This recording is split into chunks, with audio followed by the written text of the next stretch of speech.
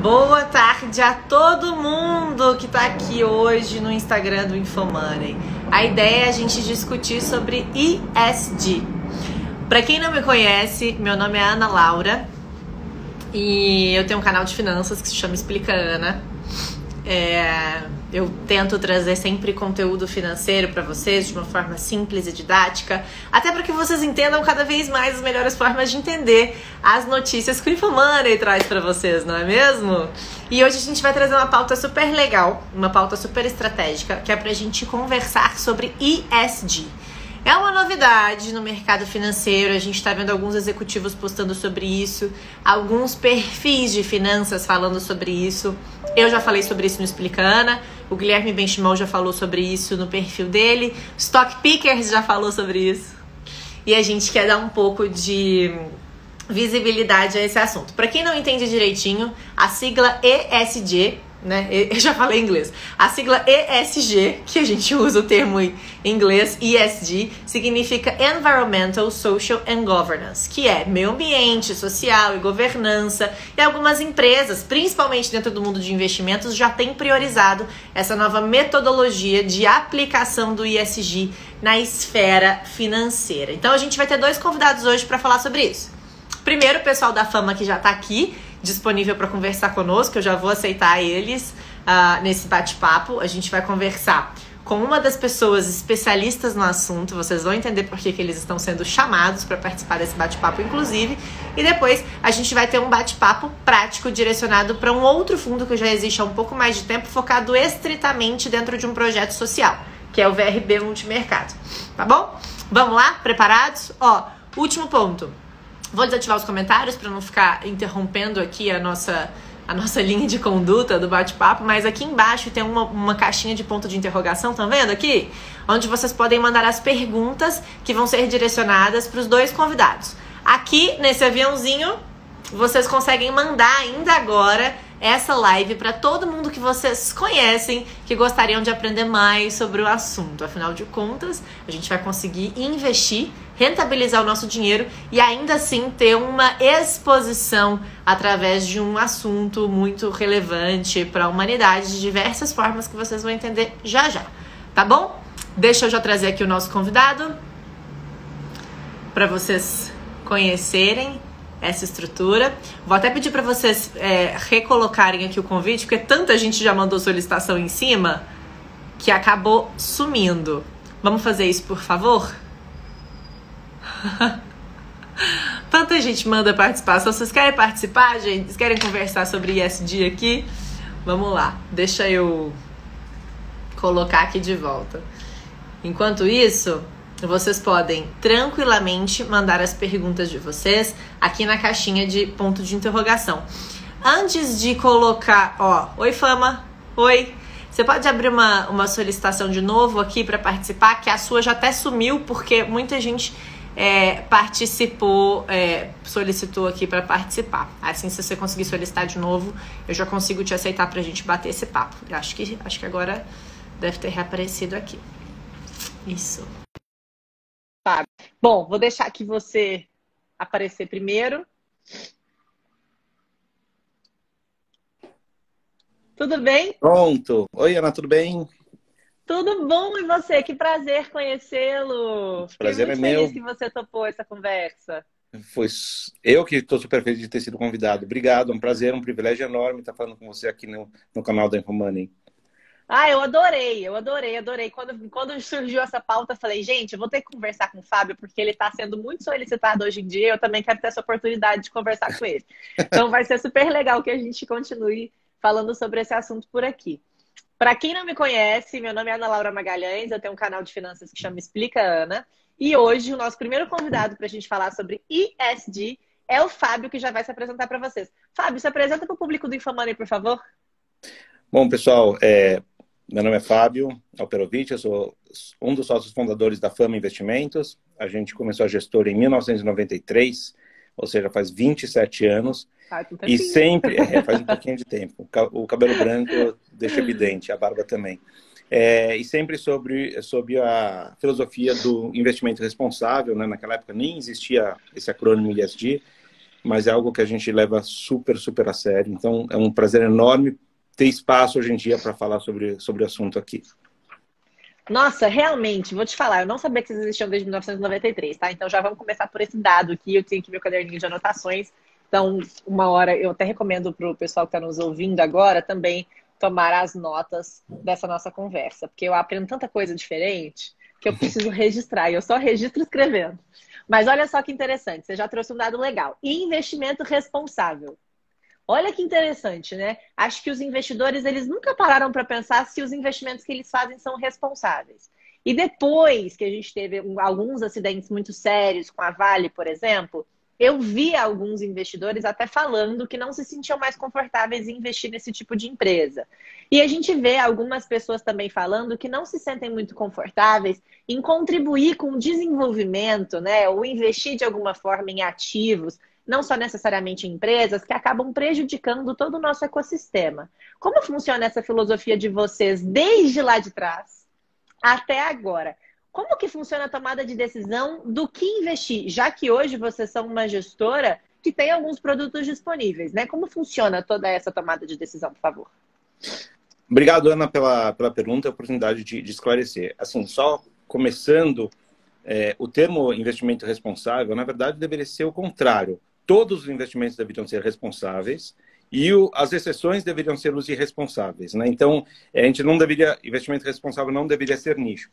E isso que você falou, comentou essas experiências de gente que não queria se sentir mal e ser investidor de Vale, isso acontece com alguma frequência. Então, eu tenho, por exemplo, experiências de pessoas que me ligaram e falaram, poxa, eu descobri que no meu fundo de ações, que estava indo super bem, a maior posição é JBS, eu sou vegano, como é que eu estou contribuindo para, por exemplo, algo que eu não acredito. Então, voltando lá atrás, quando a gente começou em 93, eu e Maurício, desde muito cedo, a gente entendeu que a hora que você investe em uma ação, você não está comprando 4 letrinhas, que é o ticker, né? Você está comprando, você está virando sócio de uma empresa. E a gente não poderia virar sócio de uma empresa que estivesse desalinhada com os nossos valores. Então, eu não posso ser sócio, por exemplo, de alguém que não tem ética. Eu não posso ser sócio de alguém que sonega imposto. Eu não posso ser sócio de alguém que maltrata minoritário. Eu também não posso ser sócio de quem fabrica cigarro, enfim. E assim você se traz com essa nossa... a gente faz a questão de nossos investimentos serem alinhados com aqueles nossos valores pessoais. Mas esse, acho que assim, é o passo número 1 do ESG. Isso é o que chama hoje filtro de exclusão, é você excluir aquilo que está desalinhado, mas o ESG é muito mais profundo do que isso. Então ele começa assim, mas ele não termina assim. Entendi. Mas como que funciona hoje, então, essas escolhas das companhias? Porque, por exemplo, quando a gente fala de Vale, que até quero que as pessoas entendam aqui com um disclaimer, não estou desrespeitando a empresa ou deixando de recomendar, muito menos recomendando, porque não é esse o objetivo dessa conversa. Mas como vocês fazem hoje, por exemplo, para escolherem companhias que fazem parte do portfólio de um fundo de ações, sendo que a gente já tem um mercado muito restrito, né? Porque a gente fala que o nosso mercado de ações ele já é muito enxuto. Uhum. Se a gente ainda for levar em consideração todas essas boas práticas da companhia, o que sobra se vocês, ao mesmo tempo, têm que ter uma simetria de preço relevante para trazer uma rentabilidade para o cotista? E nesse caso, até uma pergunta complementar a essa quando eu olho para uma companhia como essa que a gente está falando de exemplo, é muito significativa para o nosso PIB. Então, ao mesmo tempo, quando você contribui investindo nessa companhia, você acaba favorecendo o próprio desenvolvimento das operações que ela tem em vigor no país. Por mais que nem sempre ela esteja totalmente focada com esse ecossistema e responsabilidade. Acho que você falou muitas coisas interessantes aqui, e esse filtro de exclusão, ele é relevante, ele é um termo novo para mim, para o meu entendimento sobre finanças. Até quero encorajar todo mundo aqui, nós somos quase 600 pessoas, a mandarem as dúvidas que vocês tiverem sobre o assunto. Já tem muita pergunta, mas dá para a gente dar uma filtrada ainda nisso daqui. Como é que vocês tomam decisão hoje para escolher uma empresa? Tá, então, você falou várias dúvidas dentro da dúvida, né? Então vou tentar esclarecer todas. Primeiro, assim, o ESG não é binário. Não existe você não é. As coisas são muito mais complexas do que isso, então está cheio de nuances. Então, uma empresa, ela pode ter várias coisas positivas, outras negativas. Aliás, todas as empresas são assim.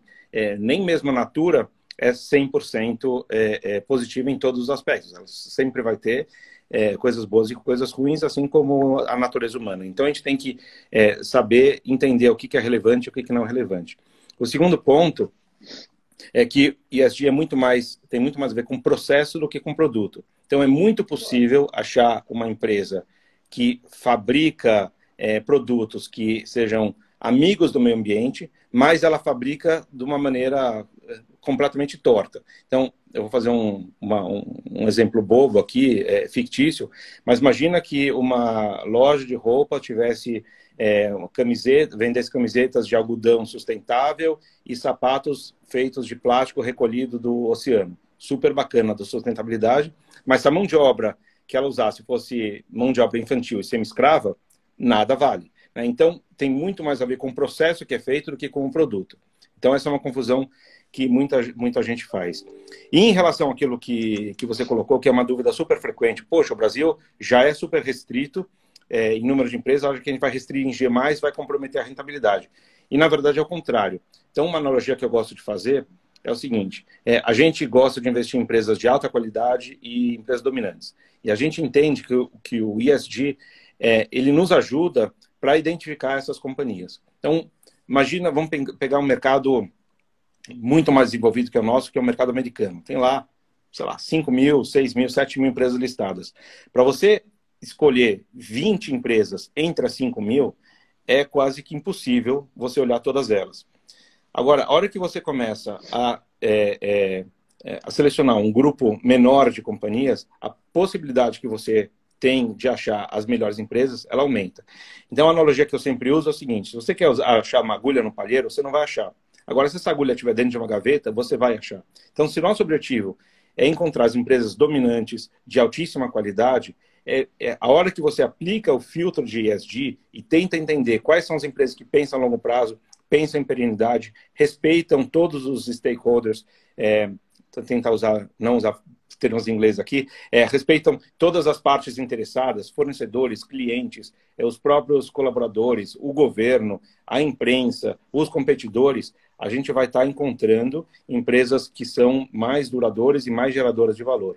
Então, a gente realmente acredita que aquelas empresas que estão lá focadas em só aumentar o lucro do ano que vem, podem até serem exitosas, né? Conseguirem aumentar o lucro do ano que vem, mas elas não vão conseguir fazer isso de forma contínua para sempre. Quem vai conseguir fazer isso de forma contínua? Quem entrega um bom produto, quem tem um bom nível de serviço, quem respeita os fornecedores, quem paga bem para os funcionários e tem um bom ambiente de trabalho, que você não tem rotatividade e assim sucessivamente. Então, você pensar num capitalismo diferente, um capitalismo que a gente chama de stakeholder, ou das partes interessadas, nos leva a ter as melhores empresas. Demais isso. Posso te pedir alguma recomendação de livro? Em linha com isso que você acabou de dizer? Tá. Pode, mas a questão é mais complexa do que isso. O ESG, na verdade, ele é dividido em muitos subassuntos. Eu não conheço nenhuma obra que seja uma enciclopédia do ESG. Eu acho que eu posso te recomendar ótimos livros que tratam da questão climática, ótimos livros que tratam sobre economia circular, ótimos livros que tratam de capitalismo de stakeholder, mas nenhum livro, e assim sucessivamente vários assuntos. Mas, eu me comprometo a mandar alguns para você de diferentes assuntos. Tá. É que enquanto você falava, eu lembrei de um livro que eu li que se chama... acho que ele tá até aqui, servindo de tripé. Ele tá exatamente aqui embaixo do meu tripé, que é montado por livros, que é isso aqui, ó. Can Finance Save the World? Deixa eu ver se daqui, ó. Aqui não tá... Daqui, obviamente ele vai ficar virado, né? Porque é espelhado. Mas Can Finance Save the World? E esse Bertrand Badret, que é o autor, ele é ex-diretor financeiro do Banco Mundial. E é interessante porque hoje ele é fundador de um fundo mezanino, enfim, investe muito em países emergentes. É interessante olhar para isso e é uma literatura muito legal sobre como olhar para as finanças de uma forma a contribuir com a evolução enfim, né, de tudo que a gente vive. Então é legal. Quando você falou disso, eu pensei nesse livro. E aí vai que você hoje consegue indicar livros melhores. Porque acho que esse foi o único que eu li na vida. Esse livro é um clássico, ele é super citado. Aqui? Ele é super citado. Mentira! Eu não li, então não posso comentar sobre o livro, mas ele é assim, muito texto que eu já li, faz referência ao livro. Então, enfim, já começou. Se você gostou, já está no caminho certo. Caramba, eu não acredito que ele é muito citado. Eu achava que ninguém conhecia, porque eu só ganhei esse livro porque no meu projeto de mestrado eu estudei Green Bonds. Uhum. Então, eu estudei financiarização de crédito de carbono. E na época, eu morei um tempo em Nova York e eu conheci esse diretor financeiro numa palestra. E eu acabei refutando muita coisa que ele falava na época e ele me mandou esse livro de presente depois. Então eu li, eu achava que ninguém sabia que ele existia. Mas é um livro muito legal que trata um pouco disso. Agora, deixa eu te dar uma dica. Aproveitando que você está desde 1993 falando sobre esse assunto, vamos começar a escrever um livro sobre isso? Tá bom. Acho que tá na hora, hein, Fábio? Não sei como Comecei está com os sua artigos, agenda, quem como é que sabe? tá seu... Não sei como é que tá seu tempo, mas eu acho que está podendo aí contribuir com a literatura do país em relação a essa temática. Acho que você pode começar a fazer um pouquinho disso na sua vida. Vai ser legal. Obrigado. Ó, eu tô aqui com a lâmina de vocês aberta na minha frente. Enquanto estava falando, estava pesquisando aqui um pouquinho sobre o fundo. E eu vi que em 20 anos o Ibovespa subiu 470%. E o fundo de vocês entregou uma rentabilidade de 1.813% nominal. É um pouco chocante, não é mesmo? É um pouco chocante. Aplicação mínima, gente, R$ 5.000. Inclusive, para vocês conhecerem mais sobre a Fama Investimentos, aqui em cima está aparecendo o Instagram deles para vocês. Vocês podem seguir a Fama Investimentos e conhecer mais sobre o trabalho que eles têm efetuado no Brasil para entregar toda essa rentabilidade.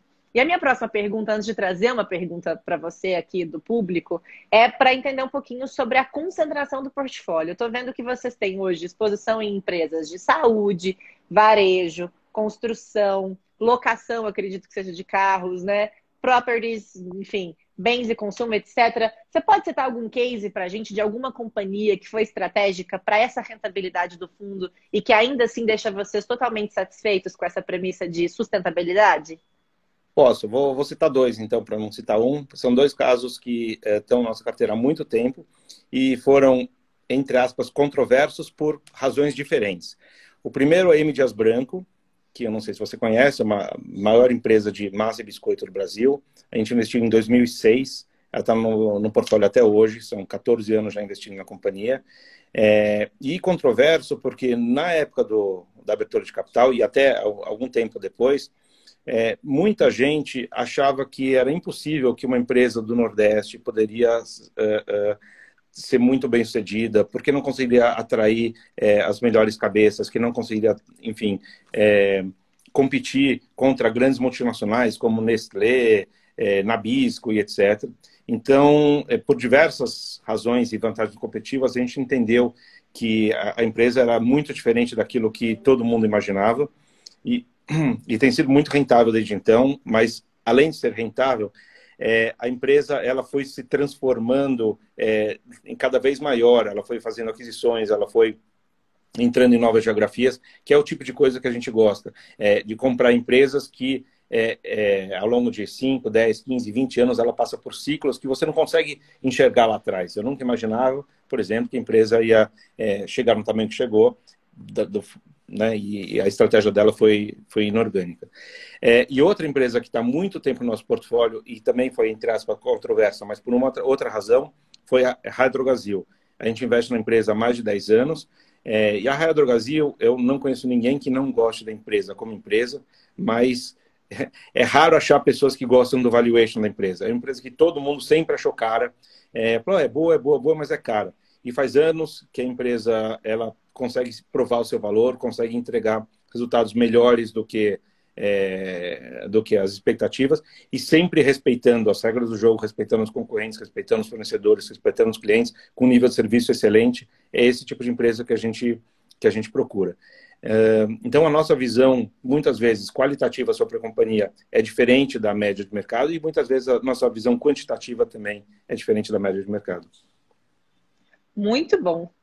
Muito legal. O pessoal da M. Dias Branco realmente traz uma diferença, né? Assim, é engraçado. Eu conheço o Ivens Neto. E foi assim que eu conheci a M. Dias Branco. Eu nem sabia, né? Quando depois sobre essa empresa e tal, etc. Mas realmente eles estão um trabalho muito legal. Olha só, algumas perguntas do público aqui para você. Qual a diferença de investimento de impacto e investimento responsável?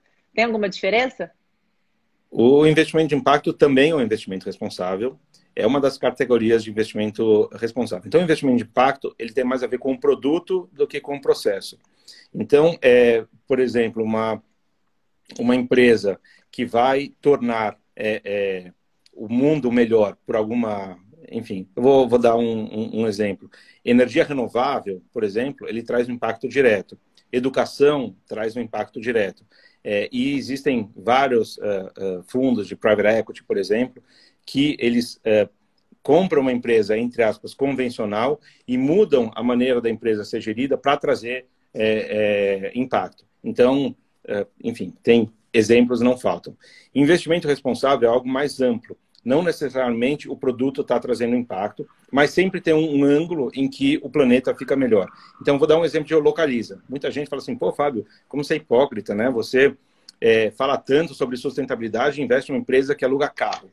E aí, acho que a resposta para isso a Localiza tem uma frota que é nova, em geral, e a frota, basicamente, o combustível dela é flex, né? Então, é biocombustível. O biocombustível, ele polui 97% menos do que o combustível fóssil. Os carros novos, eles têm um consumo muito menor, uma emissão muito menor de CO2 do que os carros mais velhos. Ou seja, quanto mais a Localiza cresce, mais carro velho ela aposenta e mais carro a combustível fóssil ela aposenta. Então, o fato dela existir contribui com um delta muito positivo para o meio ambiente. Ou seja, se ela não existisse, ia ter muito mais CO2 por aí. Mas o produto dela não é um produto de impacto. Então, era só um investimento responsável. Entendeu a diferença? Total, total.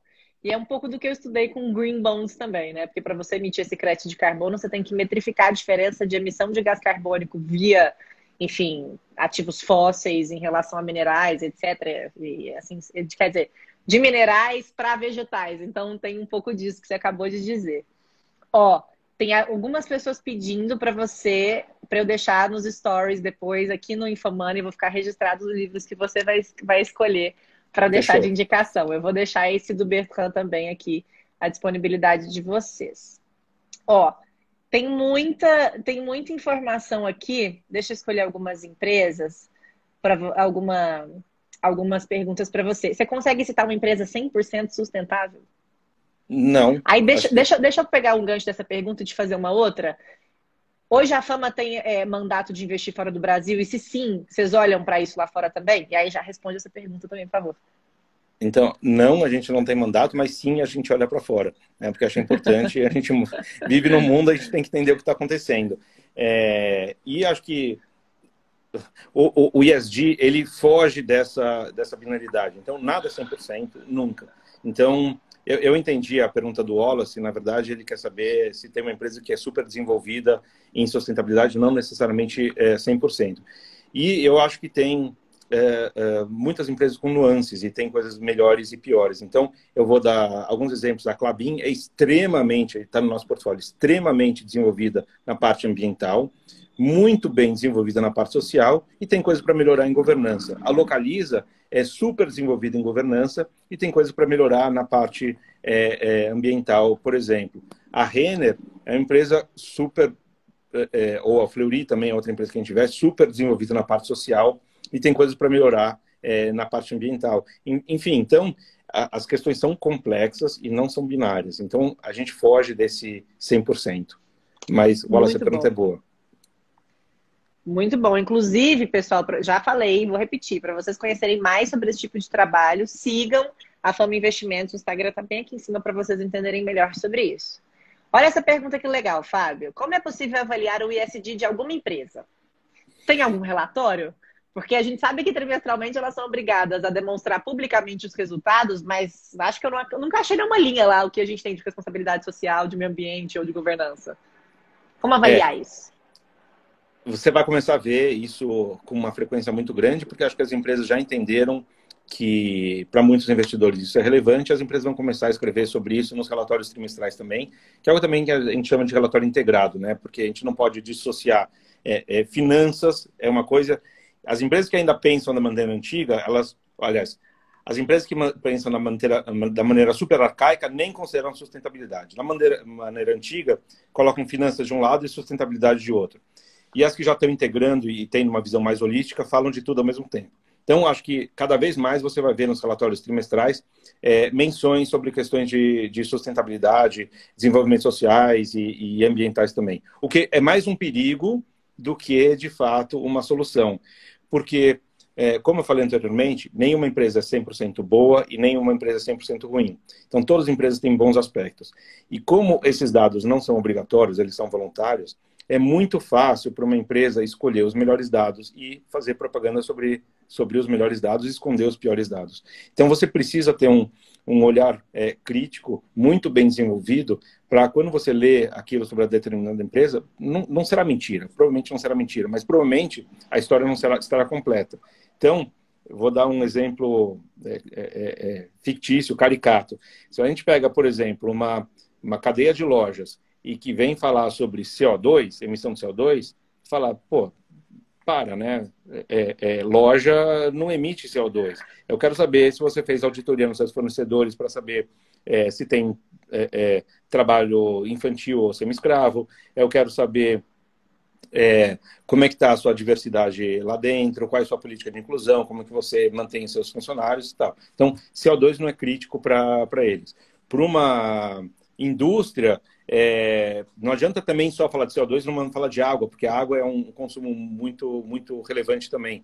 Então, a gente tem que entender cada um dos setores, cada uma das empresas e fazer o que a gente chama, né, uma linguagem mais técnica, matriz de materialidade, que é você, basicamente, entender quais são os pontos relevantes para cada companhia. Então, tem empresas que vão precisar atacar, por exemplo, nível de serviço e qualidade dos produtos, tem outras que vão falar mais de capital humano, outras vão falar mais de coisas ambientais. Então, os relatórios vão estar recheados disso e não necessariamente isso é uma notícia boa. Perfeito. Olha essa pergunta aqui, que máximo. Inclusive, Vika Oki, obrigada por essa pergunta. Como mensurar e incorporar impacto de aspectos ESG no valuation da empresa? A pergunta é excelente. Nossa, essa pergunta é muito boa, tive que trazer ela, ué. O desafio que eu tenho é de responder ela em segundos. Mas vamos lá. A primeira coisa, eu vou começar pelas questões mais gritantes. Ontem eu escrevi uma coluna para o InfoMoney, quem não leu pode ali acessar, falando justamente sobre isso, sobre o impacto muito gritante que existe de passivos ambientais em empresas do setor. Eu usei lá o exemplo da Petrobras, mas são empresas siderúrgicas, mineradoras, de petróleo, etc. E esse artigo está lá e mostra passivos muito grandes. Mas nem todas as empresas a gente tem que preocupar só com esse aspecto. Pelo contrário, a grande maioria das empresas a gente tem que preocupar com outros aspectos. E da onde que vem a incorporação disso no valuation? Então, por exemplo, uma empresa que tem um grande nível de serviço para os seus clientes, entrega um bom produto, ela tende a ter mais lealdade. Se ela tem mais lealdade, ela tende a crescer mais, ela tem mais poder de fixar preço e assim sucessivamente. Então, você pega duas empresas do mesmo segmento. Uma é super focada em ESG, então ela realmente trabalha para a satisfação do consumidor e ela trabalha sempre pensando no bem-estar dos funcionários e da cadeia dos fornecedores. Outra, ela produz algo exatamente igual, está no mesmo setor, mas para ela só olha o lucro do trimestre seguinte. Então, como que as duas empresas vão ser gerenciadas? A segunda empresa vai o tempo todo tentar esmagar o fornecedor, alongar o prazo de pagamento, fazer com que os funcionários trabalhem cada vez mais e pagar cada vez menos, se é que é possível, e economizar o máximo no custo do produto, ou seja, não necessariamente vai entregar um produto de qualidade.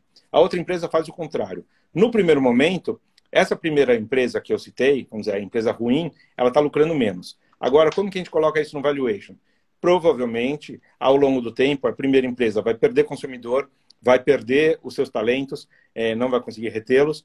Os próprios fornecedores vão começar a preferir fornecer para o concorrente e assim sucessivamente. Então, isso se transforma em vantagem competitiva para a segunda empresa, que ao longo de um ciclo, 2, 3, 5 anos, vai ter números muito melhores do que a primeira. Então, a incorporação disso no valuation não é alguma coisa tão direta assim, fala, poxa, o CO2 custa tanto, a água custa tanto e o benefício para o funcionário custa tanto. Não é assim, é tentar pensar numa empresa de uma forma holística e aí entender que essas empresas, enfim, vão começar a criar mais valor ao longo do tempo. Perfeito. Acho que faz total sentido. Cria essa cadeia, né? Tudo Cria essa cadeia. isso. O capitalismo Tudo no isso stakeholder totalmente é exatamente isso. integrado. Inclusive, ó, vou terminar aqui com esse comentário. O Berg Felipe disse que tenta acompanhar todas as lives da Fama Investimento, disse que é uma verdadeira aula. E que legal. Eu fiquei super feliz também com a sua participação. Fiquem aqui, a gente tem mais um convidado para continuar com esse tema. E, Fábio, tem uma pergunta aqui que não vai dar tempo da gente falar, então vou te dar uma recomendação de post. Tá bom. Falar sobre a diferença de capitalismo consciente e capitalismo de stakeholder. Não sei se é a mesma coisa ou se existem algumas discrepâncias em relação a isso. Teve essa pergunta aqui, então, para quem quiser saber a diferença, é só seguir aqui a Fama Investimentos, que aquela vou te dar o desafio. Até o final do dia vai ter lá esse post explicando essa diferença, tá bom? Espero que vocês tenham gostado. Enfim, até o final de semana. Hoje aqui tá bom, não. Até o final de semana. Cumprir. Tá bom. Mas obrigado sério, pelo convite, Ana. Obrigado, parabéns pessoal. pelo trabalho. Fiquei muito feliz com a sua disponibilidade. Obrigada por ter aceitado. Obrigada por ter vindo. E parabéns pelo trabalho, viu? Tá, joia. Parabéns você pelo seu trabalho e desenvolvimento da educação dos investidores. Obrigado mesmo. Tchau, tchau. Obrigada. Tchau, tchau. Bom, gente, a gente continua aqui com essa live falando sobre ESG. Deixa eu tentar tirar essa pergunta aqui, gente. Não estava conseguindo tirar essa pergunta daqui do rosto do Fábio. Enfim, deixa eu trazer vocês aqui de volta um pouquinho. A gente ainda vai dar continuidade nesse assunto. Eu agradeço muito a participação de vocês. Vamos falar agora com o nosso segundo convidado. Deixa eu pedir para ele solicitar a participação. Já está aqui, já apareceu, já solicitou. Vamos dar continuidade ao assunto. Acho que vocês vão gostar. Eu já fico super honrada da gente falar sobre isso. Acho que foi muito, muito produtivo no começo. E vamos dar continuidade nesse bate-papo.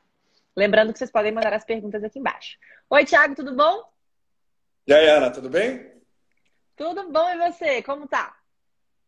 Tudo ótimo. Fantástica a live com o Fábio, hein? Cracaço. Você viu? Você conhece ele? Conheço o Fábio, aliás, eu lá atrás... Só eu que não conhecia. Oi? Só eu que não conhecia. O Fábio é um cracaço. Inclusive, ele era investidor do VRB Multimercado. Não sei se continua, mas ele era investidor lá do projeto.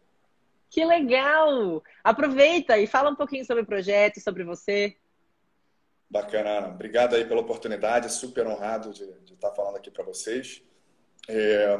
A gente nasceu, Ana, lá atrás, com uma provocação. Assim. A gente, no início, se perguntou se achava que filantropia, de fato, teria um papel na transformação social, não só do mundo, como aqui do Brasil. E é muito comum assim, as pessoas dizerem que as economias, as empresas e os negócios sociais vão levar a massa da humanidade à frente. E a gente também acredita nisso, mas sempre vai deixar aquele 10% ou mais que é difícil de monetizar, né, para trás. Então, se a gente quer criar um mundo em que a gente não deixe ninguém para trás, um mundo que acomode todo mundo, então o terceiro setor e a filantropia tem que ser levado a sério. Né? Mas não parece estar funcionando. Então, assim, a gente acredita que existe um sistema de crenças que faz com que a filantropia e o terceiro setor continuem pequeno e, ao mesmo tempo, a gente tem problemas sociais massivos em escala. Sim. E essas áreas de discriminação que a gente gosta de dizer são, remuneração. É muito difícil você conseguir atrair e reter os melhores talentos que saem todos os anos das melhores faculdades do mundo para o terceiro setor. Acaba sendo mais fácil você doar 50% do seu salário para instituições filantrópicas do que necessariamente você viver como executivo de uma dessas instituições. Essas instituições elas não conseguem investir em publicidade e propaganda, então fica muito difícil você aumentar o tamanho da torta.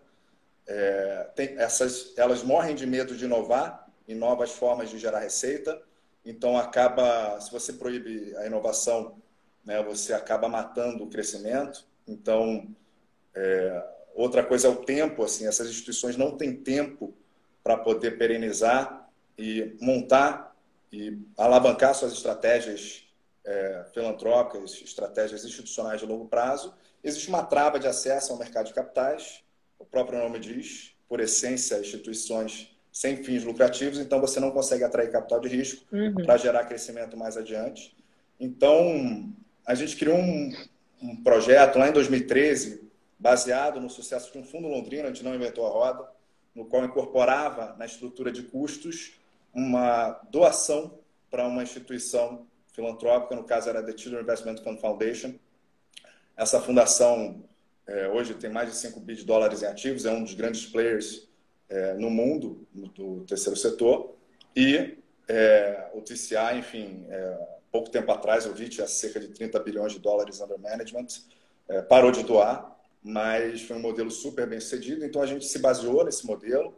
A gente criou em 2013 um fundo que revertia taxas direto para uma instituição filantrópica. A gente captou com o George Soros e alguns dos principais investidores aqui do Brasil. E em 2016 a gente criou o VRB Multimercado. Assim, a nossa ideia no início era replicar esse modelo de investimento em equities, só que em determinado momento assim, o Brasil começou a derrapar, então a gente achou que faria sentido não ficar preso a ciclos de mercado. Então a gente resolveu criar um Fund of Funds para que a gente não ficasse preso a ciclos. E a gente foi atrás do que a gente considerava ser a melhor expressão desse conceito aqui no Brasil. Então, a gente convidou a UBS Consenso, a Turing Family Office, a BW, a Terra Capital e a XP Advisory. A gente criou esse fundo em 2016 e a ideia era reverter 100% da taxa, depois de custos, para projetos voltados para a inclusão de pessoas em situações vulneráveis. Então, a gente ficou um ano nessa tentativa de botar esse fundo de pé, indo Rio, São Paulo, convencendo as instituições. Assim, esses family offices, para você ser cliente deles, precisa ter entre 10 milhões e 300 milhões de reais de patrimônio financeiro, e eles meio que competem entre si por aquelas grandes famílias. Mas a gente argumentou que, em função do aspecto social, em função da nossa proposta de valor, faria sentido abrir mão dessa competição, pelo menos nesse veículo, nessa oportunidade, no caso o VRB Multimercado. E eles toparam. A gente nasceu em 2016, começou apoiando uma iniciativa específica, que foi a Academia Pérolas Negras. Os mesmos investidores iniciais continuam com o projeto. Depois a gente começou a apoiar outros projetos do Viva Rio. A gente ainda não tinha dinheiro e volume para ter curadoria, então a gente confiava na instituição e que ajudou a botar o fundo de pé lá atrás, em função do goodwill reputacional construído com esses investidores. E em 2018, quando a gente entrou na plataforma da XP Investimentos, a gente começou a estruturar uma curadoria para investir profissionalmente em outras instituições filantrópicas. Isso foi em acordo com o Viva Rio. A gente achava assim que seria fantástico oferecer uma oportunidade que não só diversificasse os investimentos dos clientes, mas também diversificasse a estratégia filantrópica desses clientes através de outras instituições, não somente uma. Assim, não seria justo com a nossa missão se a gente focasse exclusivamente em uma instituição. Então, enfim, hoje a gente apoia cerca de 6 instituições, 5, mais uma está entrando agora na carteira: Rio, São Paulo, Goiás e Pernambuco. E o VRB Multimercado, ele acessa grandes gestores, enfim, que fazem parte da carteira Capital Zeta, Verde, SPX, Atmos, Gávea Macro Plus, diversos outros.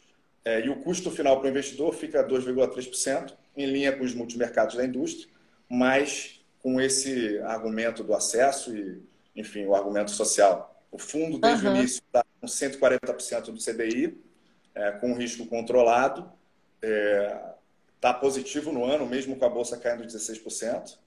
E a gente já doou esse ano 700 mil reais, quer dizer, o fundo doou para o VRB 700 mil reais, e since inception 3 milhões de reais. Então, a ideia do veículo é oferecer o maior retorno ajustado pelo risco possível para o investidor e, ao mesmo tempo, uma estratégia filantrópica, mas sem misturar os assuntos. Assim, dentro de todo o espectro de ESG, a gente entra no S, mas através da estratégia filantrópica, que acaba saindo de graça para o investidor.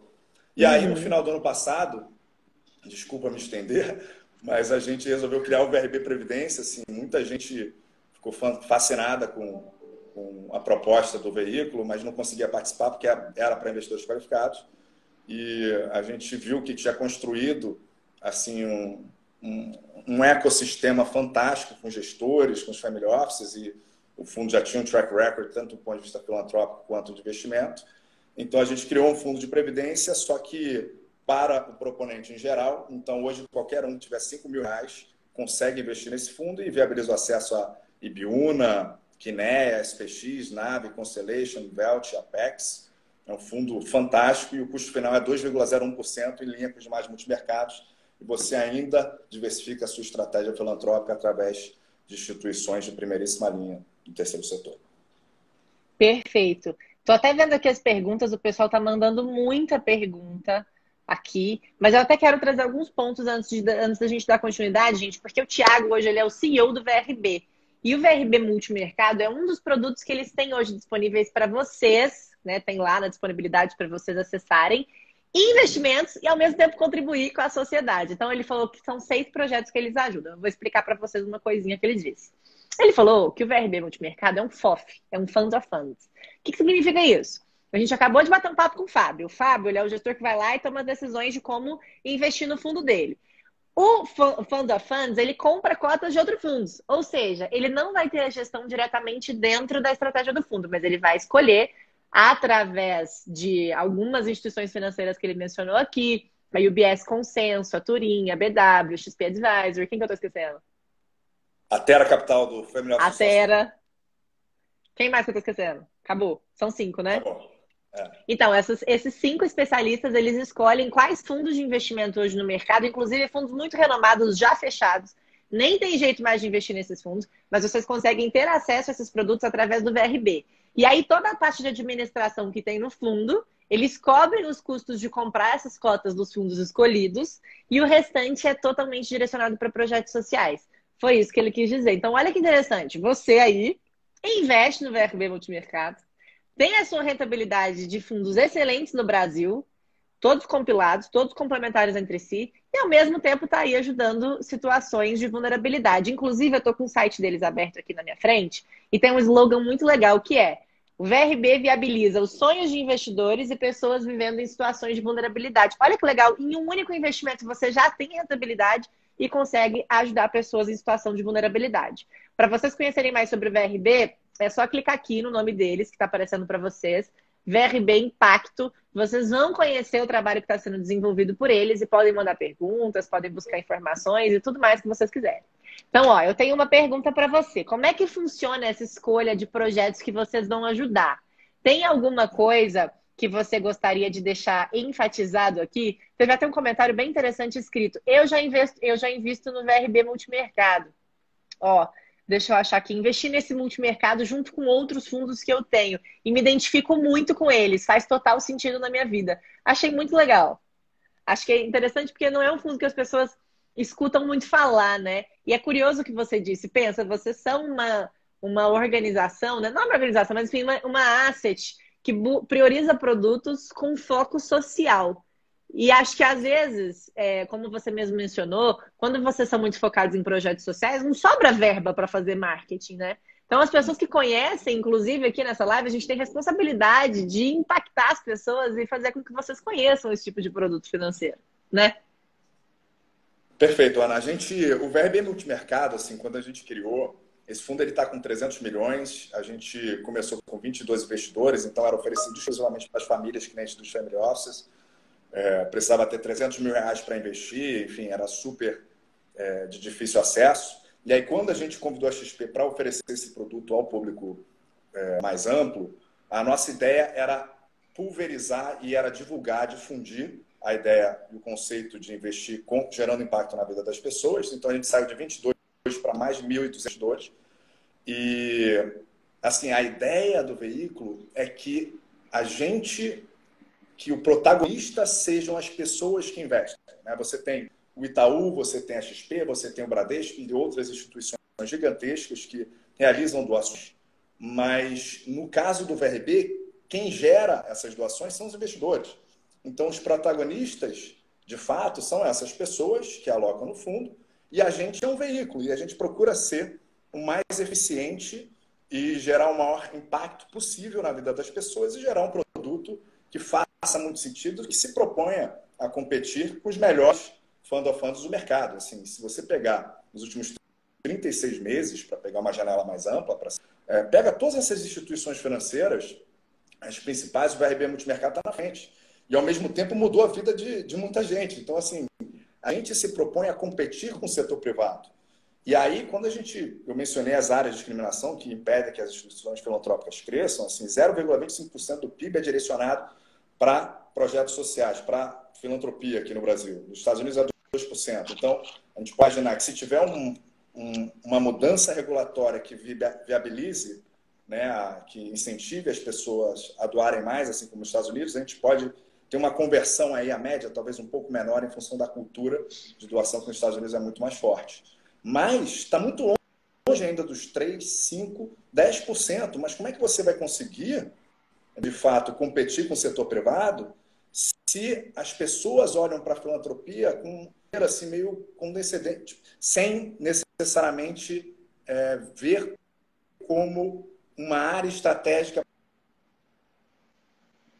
para mudar a vida de quem está fora do mercado. Então, a nossa ideia criou esse projeto é que as pessoas fossem protagonistas não só da sua transformação de sonhos de longo prazo, mas também a gente, assim, até não somente com a generosidade que caracteriza a caridade, assim, mas a gente anda na rua com medo. E como é que a gente espera mudar isso? Assim, a gente vai perpetuar o nosso patrimônio para as próximas gerações, mas vai viver num país no qual essa desigualdade ela aumenta ainda mais. Estamos falando de mais de 50% da população em idade ativa pronta para trabalhar, está sem emprego em função da Covid. 7 em cada 10 jovens que saem Tá travando seu som, tá travando seu não som. tem nível Picotou. De português e matemática. Então, o quadro é muito desolador. A gente montou Acho que não tá dando para te ouvir. um comitê Não tô conseguindo te ouvir. filantrópico. Deixa eu ver se o pessoal tá ouvindo a gente também. Acho que agora travou total. Vocês estão conseguindo ver, pessoal? Até te ver aqui os comentários. Vocês estavam conseguindo ouvir o Thiago? Travou total, assim. A última coisa que eu vi foi ele falando de... Não tô te ouvindo.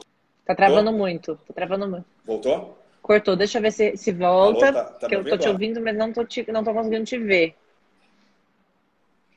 Peraí. Vamos ver se o pessoal tá te ouvindo. Vixe. Vamos tentar reconectar?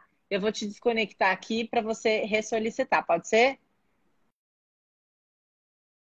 Tirar aqui o VRB, porque tem algumas perguntas interessantes. Para trazer um pouco dessa concepção do que ele acabou de dizer, é um fundo que está priorizando esses projetos sociais. Então, você tem essa escolha, essa gestão especializada do seu próprio capital e toda a taxa de administração após os custos são direcionadas, né? A taxa é direcionada para projetos sociais.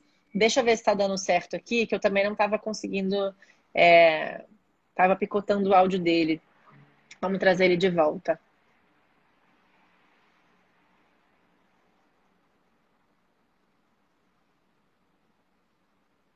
Acho que agora vai.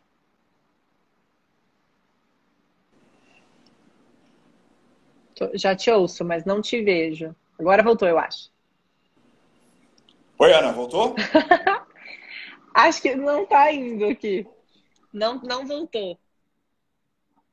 Só tô ouvindo você, mas não tô conseguindo visualizar. Tem um tilt aí, travou, sem querer. Vamos tentar o 4G? Não sei se tá no 4G ou se você tá no Wi-Fi. Acho que agora tá para mim aqui tá totalmente travado. Voltou para vocês ou só para mim que eu não tô? Ó, a Mariana Mariana, era a sua pergunta que eu ia colocar para ele aqui agora, mas vamos, Mariana Franceschinelli. Gente, totalmente travado, sim. O Thiago tá totalmente out. Vamos. Também não tô vendo. Agora ele até saiu. Bom, a gente ainda tem alguns minutinhos, vamos esperar ele voltar. Normal, né, gente? As peripécias do ao vivo. Inclusive, quem foi que acompanhou umas 2 lives para trás que eu fiz aqui também com o nosso convidado, foi impossível da gente conseguir, mas mesmo assim a gente teve uma audiência muito alta, porque foi bem interessante. Foi uma que a gente trouxe gestão de patrimônio. Vamos tentar de novo aqui, ó. Vamos tentar mais uma vez. Tomara que funcione, pelo menos pra gente finalizar com chave de ouro toda essa live incrível que a gente trouxe hoje. Vamos lá.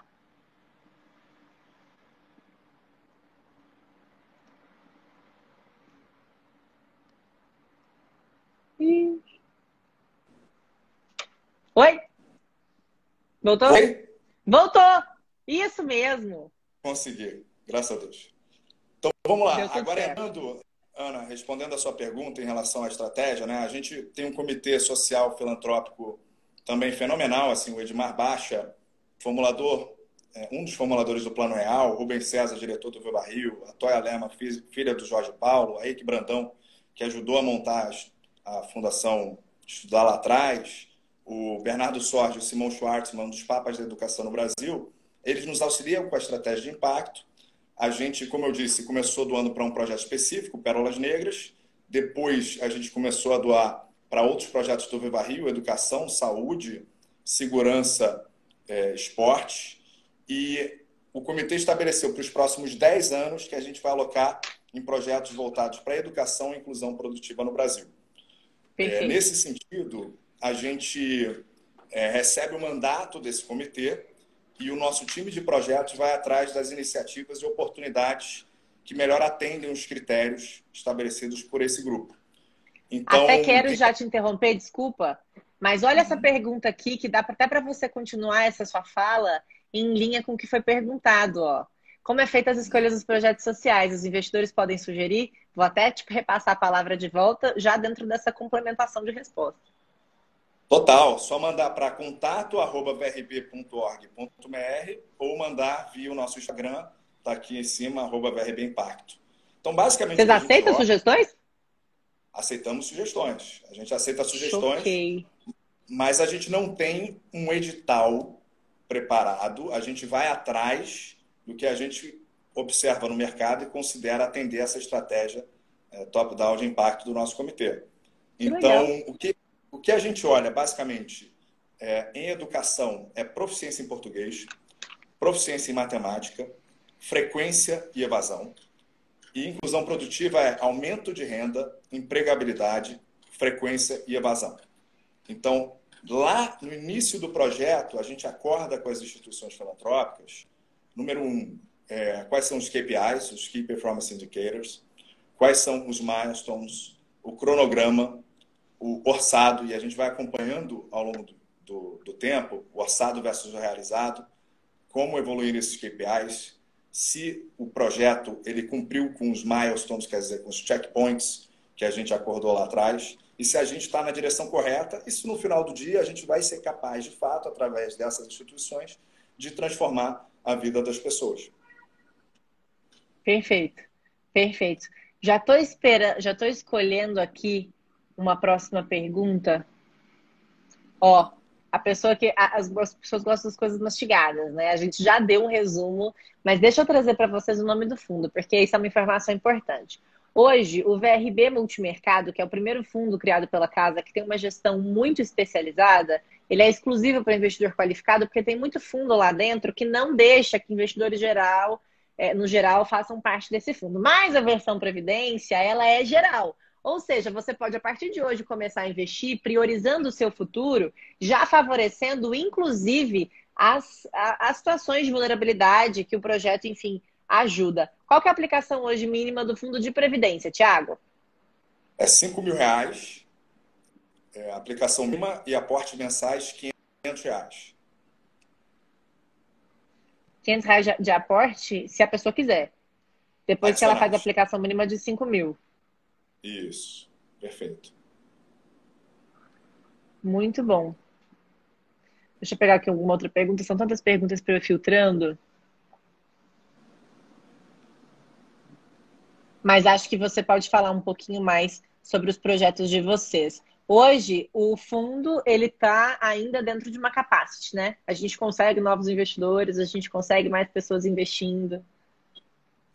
Total. O VRB multimercado, ele cresceu bastante, né? Então, a gente está com cerca de 300 mil patrimônio. A gente consegue chegar aí em torno de 500 milhões de reais. Antes da crise, estava com fluxo assim que a gente projetava que em 12 meses a gente iria fechar o fundo, antes da crise. Então, depois da crise, o fluxo reduziu, mas continua bem positivo no ano. E aí a gente criou o VRB Prev, que tem um capacity grande. A gente negociou com os gestores investidos cerca de 100 milhões de capacity em cada um. Então, a gente consegue chegar a 1 bilhão de reais sem prejudicar a qualidade de gestão do veículo. Perfeito. Ó, gente, deixa eu trazer aqui um panorama para vocês bem legal, porque no site do VRB está escrito o seguinte: eles já ajudaram mais de 2.000 crianças e jovens, incluindo práticas desportivas e educacionais, e também voltado para outros projetos, né? São mais de 20 mil alunos em oficinas de educação financeira em escolas públicas, mais de 10 comunidades impactadas em diversos estados no Brasil, inclusive. A cada novo investidor, quanto mais cliente a gente tem, mais a possibilidade de ampliar o VRB, inclusive da gente expandir ele para outras cidades do Brasil, né? Porque o Thiago já falou que está em São Paulo, Rio de Janeiro, Goiás e Pernambuco. Dá para a gente expandir ainda, faltam alguns estados aí nessa conta.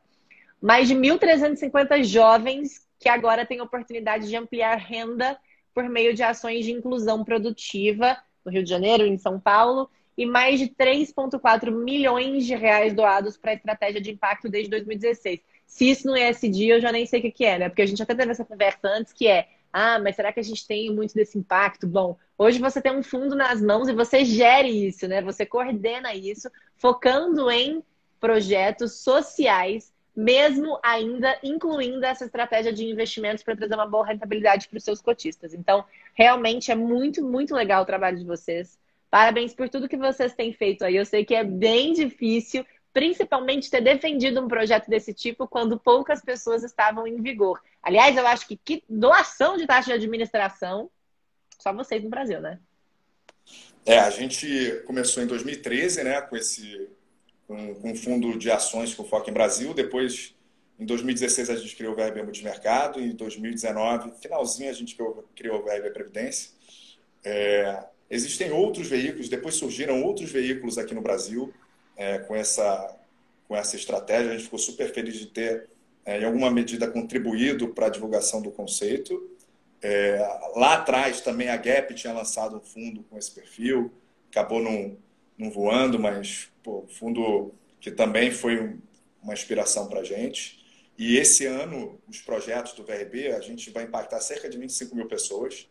Tá? No Rio de Janeiro, até para entrar, né, mais nos projetos que a gente apoia aqui, é a Academia Pérolas Negras, Alicerce Educação e Junior Achievement. É um projeto que entra no contraturno escolar dos jovens impactados. Então, são cerca de 800 jovens em 4 comunidades: Cidade de Deus, Vila Aliança, Parque Ipanema, Cantagalo e Resende. E a ideia é que os jovens eles saiam da escola, almocem, e depois eles têm uma aula de português com a Alicerce Educação, lá do Paulo Batista, o Luciano Huck está envolvido.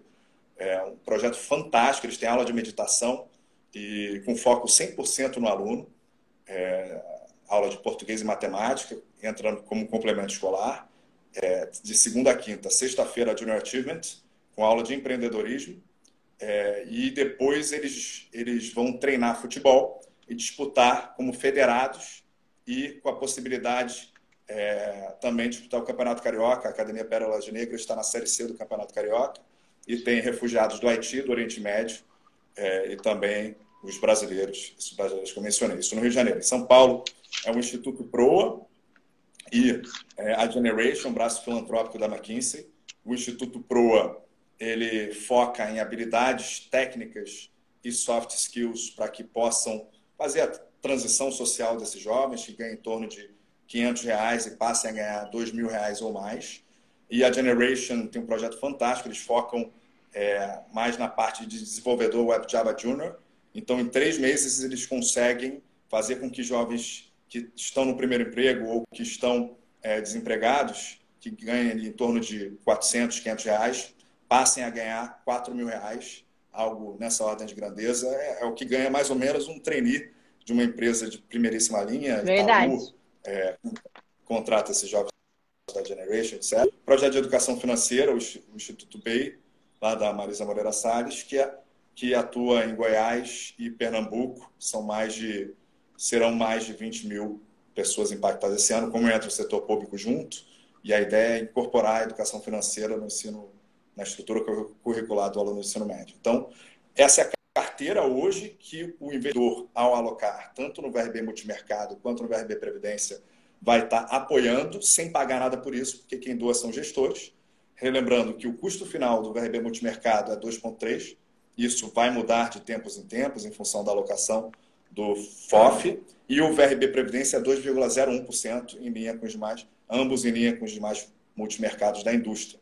Então, você acessa a inteligência de alocação desses family offices. Para ser cliente deles, precisa ter entre 10 milhões e 300 milhões de reais. Você acessa grandes gestores de recursos, como Capital Zeta, Verde, SPX, Atmos, Velt, Constellation, diversos outros, e impacta a vida de quem mais precisa, sem pagar nada por isso. Perfeito.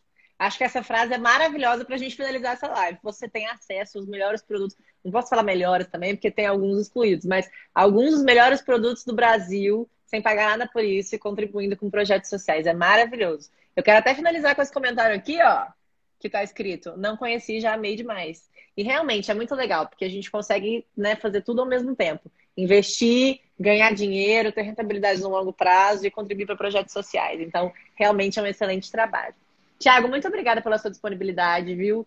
Parabéns pelo seu projeto, pela sua dedicação a entregar isso, e te desejo muito sucesso, que o VRB só cresça e aumente mais ainda todo esse impacto que vocês causam. Reitero que as pessoas que quiserem conhecer o projeto dele, está escrito aqui, é só seguir o VRB Multimercado. Obrigada, viu? Obrigado, Ana. Super honrado. Parabéns por tudo que você tem conquistado e feito para ajudar as pessoas a investirem melhor. Obrigado. Pô, obrigada. Honrado. Obrigada, Tiago. Até a próxima. Um abraço. Ó, pessoal, espero que vocês tenham gostado dessa live. Tá? Realmente foi bem interessante, bem significativo. Eu sei que muita gente se manteve aqui comigo do começo até o final. E realmente a ideia é trazer novos produtos para vocês conhecerem, principalmente nessa linha que está muito falada atualmente, que é o ESG. Tá? Vou deixar essa live no GTV, vou deixar as recomendações de livro do Fábio, vou deixar para vocês também o acesso do VRB Impacto. E a gente se vê na próxima quarta-feira, quando eu voltar a invadir aqui o Instagram do InfoMoney. Até a próxima!